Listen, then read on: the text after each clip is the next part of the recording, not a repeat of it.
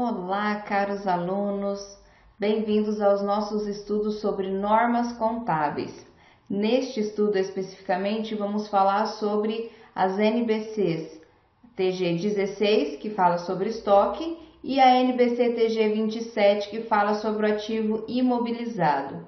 Ambas as normas já foram atualizadas, né? O estoque já está no R2 e o ativo imobilizado já está no R4. Então nós vamos falar sobre as orientações definidas nesta norma. Eu sou a professora Adriana Casavecchia Fragali, sou formada em contabilidade, sou mestre também em contabilidade e vou então trabalhar com vocês esse conteúdo, certo? Então vamos lá para as normas, começando pela ANBCTG, né? Então os nossos estudos serão fragmentados em alguns pontos da NBC. Então vamos começar agora falando sobre o objetivo e alcance dessa NBCTG 16, né, que fala sobre o estoque. Então aqui tem algumas orientações a respeito do R1, R2. Então, pessoal, quando você vê lá na outra norma, quando falar NBCTG 16 e não especificar a atualização, ela sempre vai estar se referindo à norma mais atualizada, né? Aqui nós temos o sumário, então vamos começar pelo objetivo desta norma. Qual que é o objetivo da NBCTG 16? É estabelecer o tratamento contábil para os estoques. Então, se você tem alguma dúvida ou precisa conferir como contabilizar algum tipo de estoque, é nesta norma que você vai se basear. E qual é a importância de se ter uma norma orientando especificamente os estoques? Ela diz o seguinte: a questão fundamental na contabilização dos estoques é quanto ao valor de custo a ser reconhecido como ativo e mantido nos registros até a respectiva receita sejam reconhecidas. Então, qual que é o valor que nós devemos atribuir aos nossos estoques? É essa a grande questão quando nós falamos no estoque, até o momento da respectiva receita, ou seja, até que aquele custo, aquele estoque seja consumido, seja utilizado, seja vendido e assim contribua na geração de receitas, né?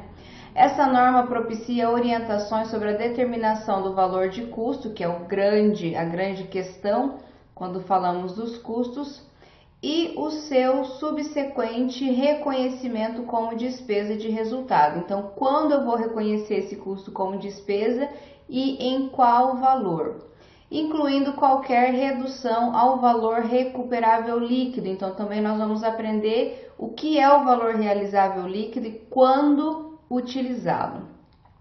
Também proporciona orientação sobre os métodos e os critérios usados para atribuir custos aos estoques. Então, quais são os critérios de valoração desses estoques? Então, é isso que nós vamos aprender sobre a NBCTG 16.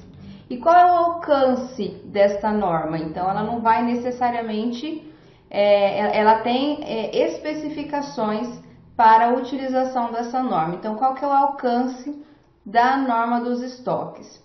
Então, essa norma se aplica a todos os estoques. Então, se registrou lá no ativo como estoque, utiliza esta norma, exceto, né, instrumentos financeiros que têm normas próprias, ativos biológicos relacionados com atividade agrícola e produto agrícola no ponto de colheita. Então, nós ainda veremos essas outras normas, mas o que seria ativos biológicos? Ativos biológicos relacionados à atividade agrícola e o ponto de colheita são animais, plantas ainda vivos, certo? Então, quando você tem uma criação de animal ou uma planta que ainda esteja viva, não se aplica a esta norma. E o produto agrícola no ponto de colheita, no momento da colheita. Depois, se você estocar, aí sim você poderá utilizar essa norma para os procedimentos de contabilização. Essa norma também não se aplica à mensuração dos estoques mantidos por produtores agrícolas e florestais de produtos agrícolas após a colheita de minerais, na medida em que sejam mensurados pelo valor realizável líquido. Nós vamos ver aqui que os estoques, em algumas situações, devem ser mensurados ao valor realizável líquido. Qual é a diferença, então, para esses produtores agrícolas? Que, segundo as normas específicas dessa atividade, necessariamente ele tem que utilizar o valor realizável líquido. Então, essa é a diferença. Nos estoques normais que nós vamos tratar aqui, existem situações em que se aplica o valor realizável líquido. No caso dos produtores agrícolas, é definidamente utilizado o valor realizável líquido, ok? Comerciantes de commodities que mensurem os estoques pelo valor justo deduzidos do custo de venda. Então, as commodities, que são aquelas negociações de grãos, soja, milho, que aí não é o produtor agrícola, são as commodities. Qual que é a diferença? O produtor agrícola é aquele que está lá no campo, cultiva o produto agrícola, colhe e vende.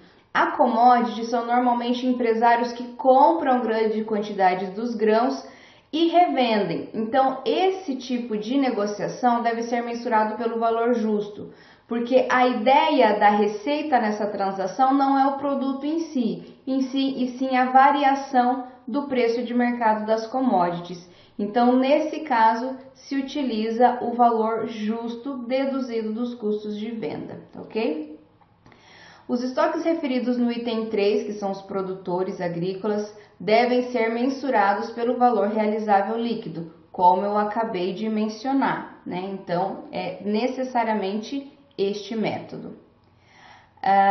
Isso ocorre, por exemplo, quando as culturas agrícolas tenham sido colhidas ou minerais tenham sido extraídos e a venda esteja assegurado por termo de contrato futuro ou por garantia governamental ou quando exista mercado ativo. Então, ele vai utilizar o valor realizável líquido quando já tiver uma previsão da receita a ser adquirida em função do produto.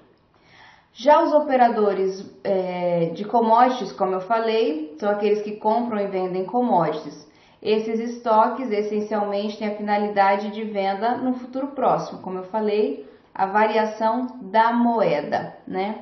Quando esses estoques são mensurados ao valor justo menos os custos, eles são excluídos apenas dos requisitos de mensuração dessa norma. Então, tanto os produtores agrícolas, né, que vão utilizar o valor realizável líquido, quanto os comerciantes de commodities podem utilizar as orientações desta norma, exceto quanto à mensuração dos estoques, ok?